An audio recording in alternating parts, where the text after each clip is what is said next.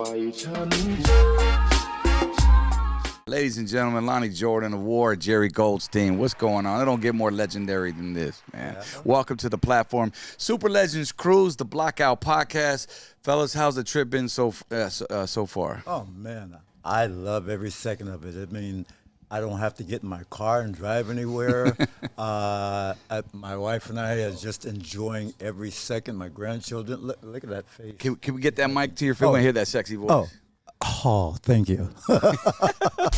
And I'm enjoying just like in the studio. Yeah, just like in the studio. As a matter of fact, we're in the studio as we speak, trying to put out an album, believe it or not. Rather CD, we might even turn it into an 8-track. Bring them back. Bring back the 8-tracks. I mean, we got vinyls, coming back. We're working on new stuff. It's really, it's amazing awesome. We're blowing our own minds. So. As you should. I mean, some people say, why you guys are still recording, man? Why don't you, I go, because this is what we do. Yeah. This is what's in us. This is what has got us here today, and this is what I love to do. It's passion. You don't understand. Yeah, whether you like it or not, it'll still always be number one in my household. Hello. We can't stop writing. That's the thing. Yeah. The ideas keep coming. Yeah. We keep living and seeing everybody, and, getting the ideas from the people. It's really an addiction. Cool. What's the difference between now and then back in the 70s or, back in the 60s? Being here today. Hello. The fact that we're actually here today is really cool. Yeah. I want to go back to early 90s. And as you were kind of explaining, giving a little overview of what I want to talk about is we toured. We had there was a compilation album called Rap Declares War. And it's exactly what it said. It was rap, all the rappers who sampled War's music.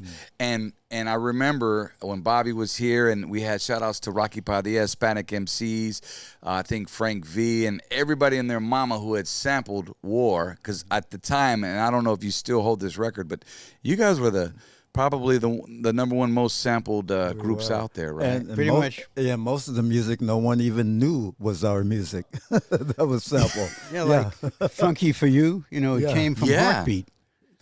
I'm gonna make it real funky for you. That was what's the rap group that Nice and Smooth? Yeah. Nice and Smooth. We did a double album, Rap Declares War, and there was still more music that we didn't put out. We've been sampled about 300 times. Yeah. That we know of. Right, that you know of. Who knows how many real times. Yeah. Right. Because it started with Potholes in My Lawn. Shout outs De La Soul, man. If you know, you know. That was the first one. And then, of course, movies, Cheech and Chong. The Lowrider was one of the biggest that just kind of catapulted. And that's where it started. Especially with the Latino community, right? I mean, let's talk about that. We've bumped War since, that's all I see is Latinos, sprinkled in with others, but it's the main body of our audience comes from Latinos, man. Yeah, like the Don't Let No One Get You Down. Don't let no one get you down. What more can I say? Stop playing, dog. He just sounded like he recorded that last week. I did. Brother, we toured on the East Coast. Yourself, Lee Oscar, I think the whole band was together. Ronnie Hammond, Howard Scott. When we were on tour, on that tour bus, I don't know if you remember much of it, but I do because it was my childhood. And you did explain a lot. We were young, me and Bobby. I was 17, 18 years old, so I'm probably been 18. And then Bobby was a little older. Yeah. And then we, like you said, man, we were just little, numbskulls, man, and little thugs, little, terrorists on the bus. And I remember Howard and we bumped heads. I tell this story all the time because Howard just was frustrated. He was like, "That's what we were talking about, my wife and I." You remember? So then you do remember? Yeah, because I intervened with you guys and said, it's all right. It's all right. It's going to be good. It's going to be a good tour. Just keep smiling and let's just keep on going. Just have a good time on the road because music is healing, and this is what we're out here for, to make the fans happy. Lonnie was the mediator, y'all. He just came in, like he said, and he just saved it. And because I remember Howard was ready to rip me another one, man. Yes, he was. He was like, I just remember vividly. You know what I'm saying? Growing up without a dad, you know what I'm saying? Like that was like, oh, that's like, Howard. He put me in my place. But at the end, towards the end, and you know, we like you said, we finally came to terms. And there wasn't a day, man. I kid you not. Is another thing. Even though we toured for like a couple months. Every single night we saw your show, I got goosebumps. There wasn't a night that we did not a bar, I kid you, you had Sal, the percussionist with you. And Ronnie Hammond on drums at the time. Ronnie gave me his drumsticks. Yeah. I still have them. Lee gave me the harmonica. I'm still waiting on your keyboard, but I think you're keeping that one. Oh, you can keep. You No, you can have it. You can It have breaks the down keyboard. half the time You anyway. can have so- all my keyboards because none of them ever works. What's your man? You still look the same though, man. How do you keep so young and thriving? You got my my wife. You got the wifey. Yes. What are you feeding this man, or what's he drinking? Good food. Or not drinking? Vegan food. Oh, there My it wife is. is a vegan chef. There it So is. she's been. See, man, I'm at that turning point. Hey, Lonnie, I'm ready to just stop drinking. I know everybody gonna laugh at me right now, but I still drink wine and You know, coffee. That's about it. but don't spill the wine. I sometimes I spill it all the time. That was a good thing, actually. You know, But it I'm gave us an happy. idea for a song when you. Hey, spill the wine. Do you know that story? Well, you know, I'm glad you brought that up, Jerry, because forever in the day I was singing, "Spill the wine, get that girl" or something. And Yes. to this day, for you, can you clarify what you're saying? Pearl. Take Take that pearl. that But pearl. I can't. My grandchildren are. So Oh, we won't talk about that. oh, that Oh, yeah. pearl. There you go. But the origin of the song, we were in the studio recording our first Eric Burden and War album. Talk to me Right. lawyer. Eric Burden declares war, and we went to San Francisco to get away from everything at Wally Heider Studios. In the same studio, Creedence Clearwater was cutting all the hits, so we figured we're in the right place, right? Unbeknownst to anybody, Lonnie is drinking a glass of wine, and he puts it on the console in the monitor part, which is the key to the whole console. A Yeah. fifth in a styrofoam And it cup. spills over, and he picks it back up and doesn't tell anybody anything. And you know, about an hour later, the board's going boom, boom. No. Smoke coming up. Okay, gone. Now, Right. So obviously the session's over, and then and thank God Wally Heider had just built a new studio right next door to it. Okay, which wasn't really finished yet, but that was a blessing for us because we were like a live band. So it wasn't dead like most studios are. It Right. had some life in it. And we went over the next day and we started, and we all found out that Lonnie spilled the wine, obviously. Okay, we didn't tell anybody, and we came up with this concept, Spill the Wine, and cut it the next day, and that was the first big hit, and that was Spill the Wine. That's the story. And I didn't think anything would come out of that. I never thought anything would come out of our music because it just wasn't the kind of music that you could turn on the radio and relate with other music that was on the radio. So I just figured, Yeah, I loved what I loved nothing's about gonna like happen. why can't we be friends like that. And I try to picture myself back in those days when you wrote that. Mm-hmm. There was a lot of war going on, and it was just, man, it was so fitting for that time and how that just sticks to we always people. reflect off the streets. The music always came from the streets. We were a universal street band. And that's what I always ID'd us as. And we would always take what we would experience off the streets and put it in music without being political. Right. Because it didn't want to be political, never wanted to go there at all. We just wanted to make people aware of their surroundings, like the world is a ghetto. you Yeah. know, all that. But we never did go direct into. A lot of acts kind of similar did that. Like Marvin Gaye used to do stuff like that. I remember he had his "What's Going On" record, and around that time, it was just to be at that time. It kind of brings me back, even though I wasn't in that time, but listening to your music, what I would love to be part of that time. You had a member from the Inland Empire. What was it? Was it War that was in your group? Was his name Bubba or Bubba. from San Bernardino? Was that a member? Do you remember? Recall? BB? BB. BB is from Harbor City, though. Oh, okay. I thought he yeah. was from IE for some No, reason. Well, he lived out there. Well, he did. He lived Oh. in Rialto. Okay, Yeah, okay. And he had a shop in San Bernardino. I remember the guys telling me there was a record shop in San Bernardino Yeah, that was called his Groove record shop. Time. Yeah, That was his shop. Oh, there it is, man. How dope is that, man? head shop. Ghosting, we had Sly and the Family Stone, man. A lot of these, you co-wrote the song "My Boyfriend's Back" by the Angels. I mean, these are classics. I My Want Candy, mom's favorite. Hang On, Hang on, Sloopy. Sloopy. A lot of stuff, and I also discovered Jimi Hendrix. So Yeah. Jimi Hendrix, royalty dog. That's crazy. I mean, how does that feel? I mean, here we're years later. We're still around. it feels like Forrest Gump, actually. Is that You know, right? my life is like that. It's just like when I went to see Forrest Gump, I went, that's how it is. Just different You're scenarios. just where you are, and if you're aware enough to know that there's something going on and you can do something with it, Yeah. that's what it's about. It's knowing what's there and what your role could possibly be in helping it happen. He put us together with Eric Burden. After Eric left the Animals, then Eric was looking for another band, and he put And us Eric together. is a with friend of mine, and I was working with these guys without any idea what to do with them because they didn't sound like anybody ever. him. We Okay. didn't know what to do with us. Right. And they, Man, you y'all know, but definitely they had different. one cool thing that I really just struck me. Like they had a Latin version of Painted Black. Dun, dun, dun, dun, dun, dun, dun, dun. I mean, and I couldn't get it out of my head. That was my arrangement, and no one liked it at first, but him. He was the only one I that said, liked this it. is like unbelievable. all right? The whole Latin groove of war got me. Okay. So, when they used to do Mashed Potatoes USA and whatever, Right. But so they were in the rehearsal studio, and I said, just keep until we figure out what to do with you. Let's just keep, come up with some stuff. You get something new, let me know.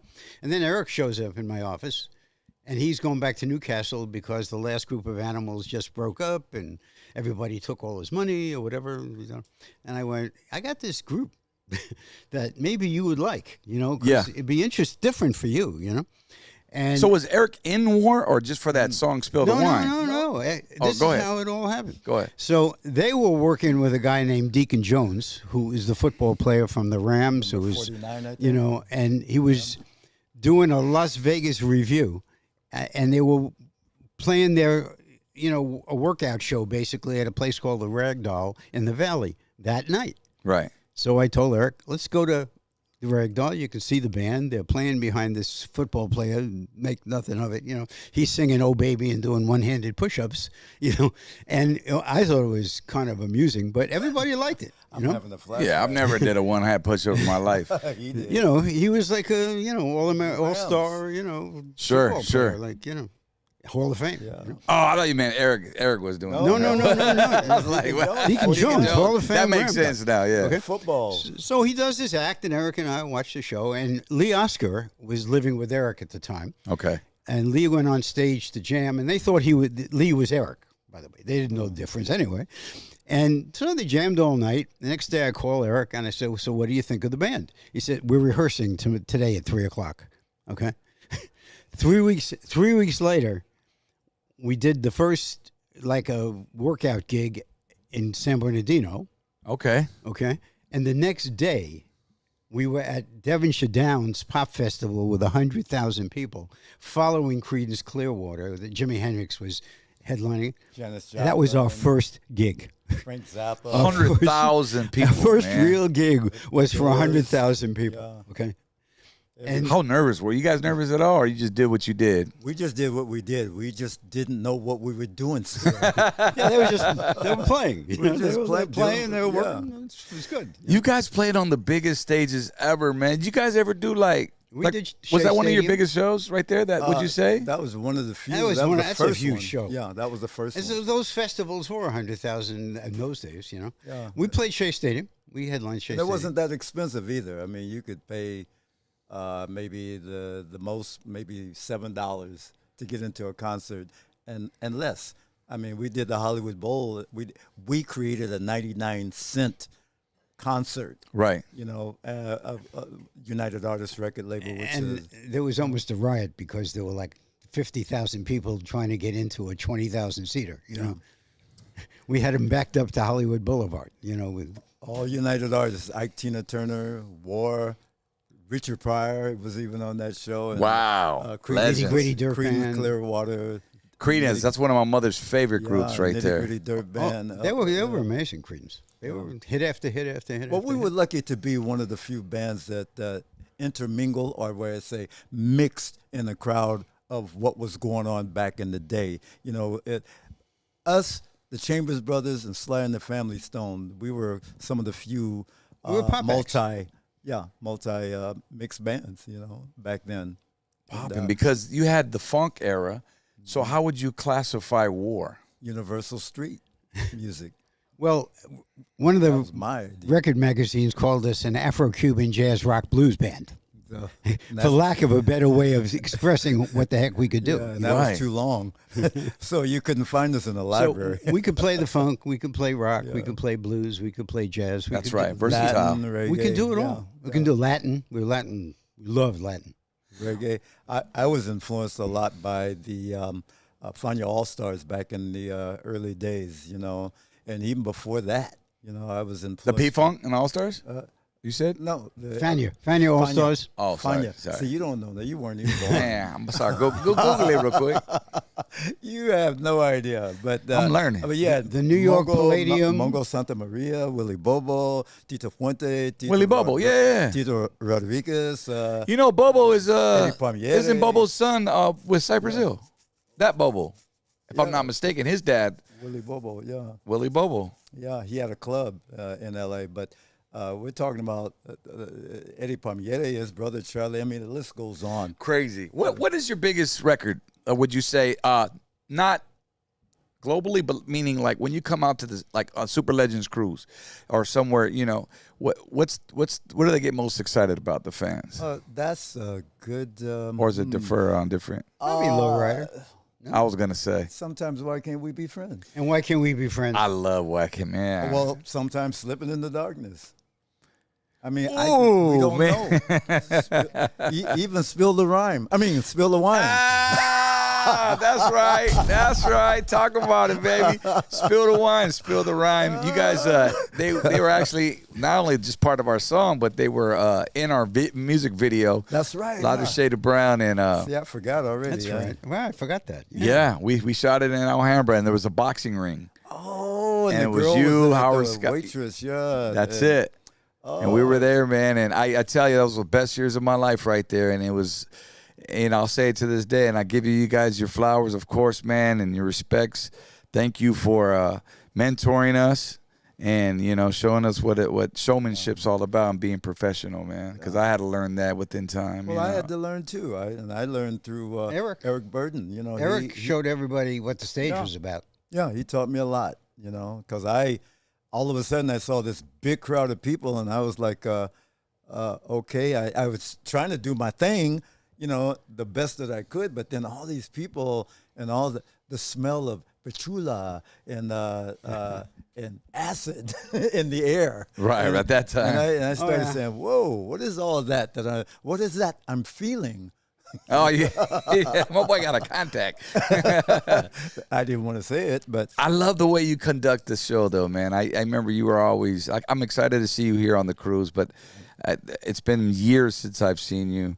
But the way you it's how you transition from song to song. It's awesome, man. It's well, like there are stories for each song, but if I talked, then people would look, come to the concert and say he talked too Talk much. too much. So I just go song to song, and we will eventually put out not a book but a video about the stories of our music, because we do have a story to tell. We're You gonna do. a documentary. You do. And one last thing, I miss seeing all you guys together, man. You and Howard and Lee. And I know sometimes things don't work out. There's Well, you see a lot of groups that are a lot of doubles out there now. I know. And I'm going. But let me tell you, there's no animosity between us. I still love the guys. If it was for them, I wouldn't be here, and vice versa. And but what's more important is our Rock and Roll Hall of fans They need to be happy. But like I said, I still love the guys, and we had a great marriage, beautiful children, which is the music. Absolutely. I love that. And I'll never forget that. And again, there's no drama here, none of that, because drama can be toxic, Absolutely. cause diseases. Absolutely. And that's why he still looks so young. We keep the toxicity out of this. Yeah, and the drama. I go on. See, I lost my partner 8 years ago, DTX, Yeah, I remember, and the name still continues. We're still continuing to move on. I've got Money Moons. I've got Danny with me, and of course the fans. A lot of them don't like to receive that because me and Bobby are the originals. Yeah. But what happened to him and here are two different things. He's gone. So there's no choice for me, you know what I mean? I could stop touring if that's what you want me to do, but why? This is what I do. We have three original members not here. That passed away also. So Papa D, Charles Miller, yeah, B.B. Charles Dickerson. and BB. Right. Passed away, but So it it could never be what the original was, Right. But the music It is, that. but the music doesn't go away, and the music lives forever. And Right. our- So we're our job cool. is to- So continue for the making people. music then. I mean, Yeah. I'm looking for your validation, Because so the to music's speak. still there, and they'll recognize the voice. They'll Right. recognize when they saw you then. They'll recognize that you're here. It's all about the music. That's all the people. They want to be entertained. They don't care nothing about that drama. Right. And so I would not throw that on people at all because it shouldn't concern them anyway. Leave that for one of those soap operas or reality shows. And I'm not doing that. Lonnie Jordan said it, man. Jerry Goldstein. Hey, Ward, thank you guys for coming on, taking your time out here. Your busy day. I know you got some shows to do. Tomorrow, Sunday. Tomorrow. Okay. Yeah, I'm off today. Is that right? I'm What off you gonna like do it- today? I'm a party like it's 1999. War, ladies and gentlemen, Blockout Podcast, man.